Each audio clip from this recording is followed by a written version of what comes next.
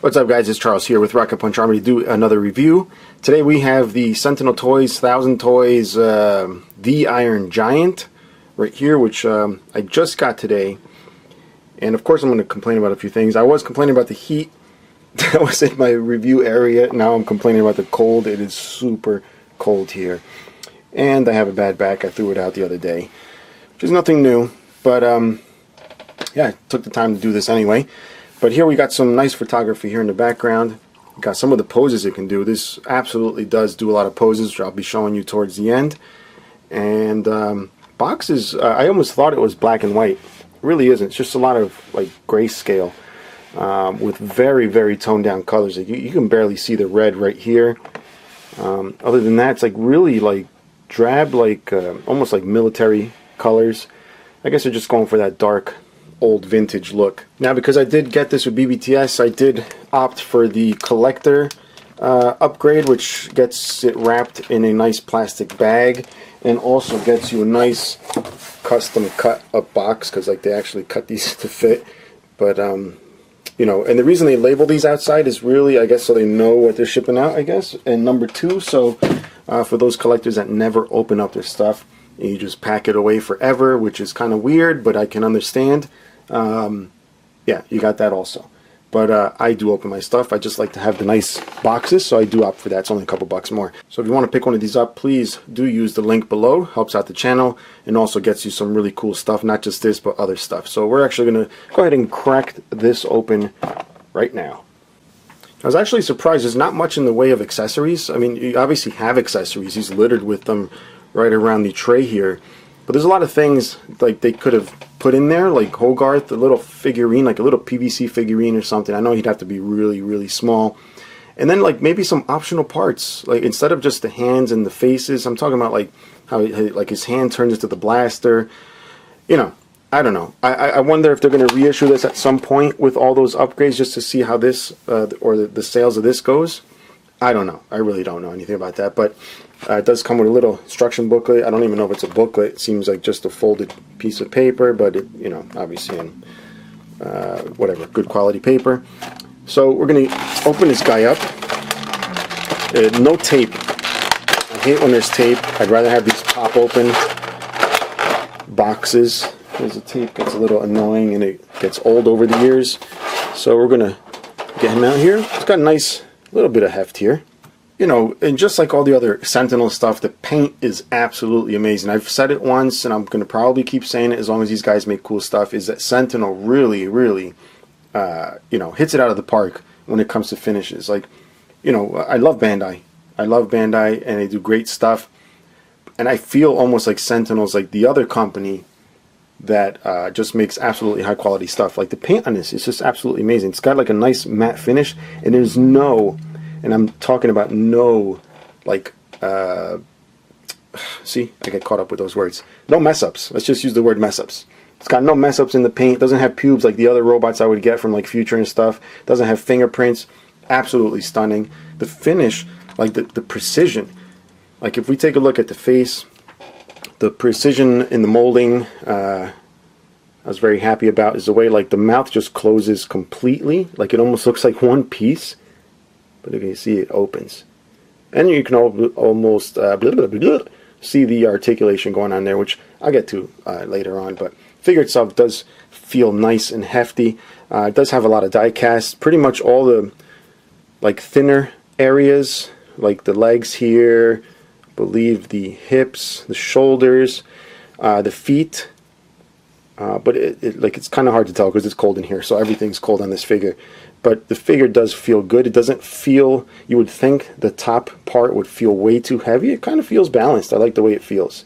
And you can see the articulation in the hand. It does have optional hands. We're going to actually go ahead and start just taking a look at the accessories before we move on. So these are the hands it comes with out of the box. And these are similar, except you'll see the finger spacing there, which is evidently lacking from the regular one. So just slightly different. Then he's got these, and I don't know why I'm posing them facing up like that. I guess so you can see the bottom, but I shall let you see the tops also. And these are the tops of those, and the tops of the ones with the open fingers. If you're wondering how they peg in, it's just a simple peg. It's a little round peg, if I can get it to focus. And then you got that little spot right here. It's probably due to the cold, but it's not like the tightest fit ever. I mean, it is like enough to move the figure around, but I feel like they pop out a little too easily, but that just might be the cold shrinking all the plastic here, among other things. There's also got the Superman S, which you can clip onto the chest, and you can actually rotate the S on there. Okay. The one thing I don't like is the way it clips on. You see that? It's just a standard clip. I don't know if I can get my hands to do that. I'm frozen. Yeah, it's just a standard clip that slides underneath. I'm almost thinking like this paint is way too nice. Like, it's got a matte finish, and you know what happens with matte finishes when you keep rubbing on them? They're eventually just going to shine up or remove paint. And I'd hate to see these little tiny rivets. There's actually little rivets that are individually painted. Those are just not the shadows of the molding. That's the actual paint on each individual rivet. And just so you can see, this is what it looks like with the S, and don't worry, I did put something behind there so it doesn't scratch up the paint, hopefully. But that gives you an idea what it looks like. I know it's supposed to be like twisted to one side. I think it was this side, I'm not sure. But you can twist it wherever you want. What I really like about the figure here is that they actually left in the little dent on his head, which is, you know, characteristic of his throughout the movie, when he gets dented there. And they also carry over into the other different faces. It's kind of hard to see the difference. The camera's not that great. I'm kind of thinking like in the pictures they painted lines. This almost looks like an angry, like, eyes. Did they not paint mine? No, I guess that's how it is. I'm looking at it in the pictures. I don't know if you could really see the lines there. Can you see that? Oh, the camera doesn't like to focus too close, and I lost my macro lens. But anyway, there's lines that make him look angry. There's lines that make him look, I guess, like he's just, I don't know what that is. They're just going across the middle of his eyes. And he's got these, I don't know, what the hell is the difference? These are going straight. I guess these are supposed to be like the sad ones because they're kind of angled like towards the middle. I don't know if these separate, yeah, they're separate pieces. Look at that. They're separate pieces, and they glued them in wrong because this one is straight and one is angled up. But, you know, very negligible, but enough for these two to look almost identical. That's kind of sad. I'm surprised they actually did that. They put individual eyes, and then like somebody with a little solder gun goes in there and melts the eyes behind there.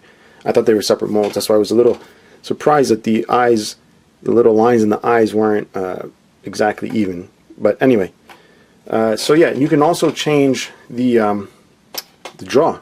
You can have teeth on there, and all the heads have the capability, oops, of attaching teeth. Right, so the little teeth just, the little tooth set, whatever you want to call it, the upper area of the mouth clips in there. So I'm going to show you that. What you got to do is pull the head off, or you're not really supposed to pull that whole thing off, but just here, oops, and of course the jaw falls somewhere. So I've gone ahead and clipped the teeth on there.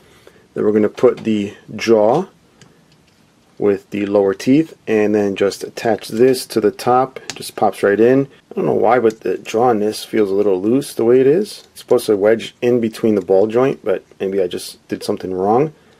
But it's kind of cool the way that works. It's not the actual jaw that moves, even though it's got slight movement. It's the upper part of the head that gives the chomping motion.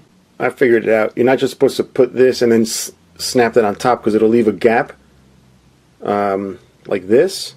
You're supposed to actually like push it in because it wedges right in. See? So I had like a gap like that, which caused the looseness. But anyway, but that's how you would fix that to get the chomping motion to not be so loose. So while we're on the subject of things moving, we might as well continue. Obviously you have a head rotation. You do have the neck, which moves here. You saw the base pop out before. You can also lean the head forward. You can see it's got a separate neck joint there. You can also rotate the shoulders and actually have these come out. I love the way they did that. Right there, it looks really nice, and it almost looks like the arms would not pop out because of the way this is, but they've worked that ball joint in there really nicely.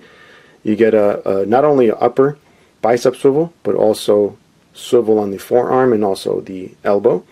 and you get the rotation of the wrist, which is just pegged in there, and the little swivel here. You get the upper ab crunch side to side. You also get this movement on the lower waist here, and it should also rotate. It does. Alright, I'm not going to push it too far, but you get the idea. It freaking rotates. And then you get the ball joints here on the hips. They look pretty beefy the way they did the plastic there, so I don't expect that to really wear out too easily. It looks pretty beefy, but you can do this movement. You can bring the legs forward. You can see there's a lot of articulation. Look at the bend on that knee, which is made possible by these little pieces here, which are very Mazinger-like on the Solo Chogoking, which these bend in there to give them more articulation. You also have the little pistons right back here. You can see that's a lot of movement forward.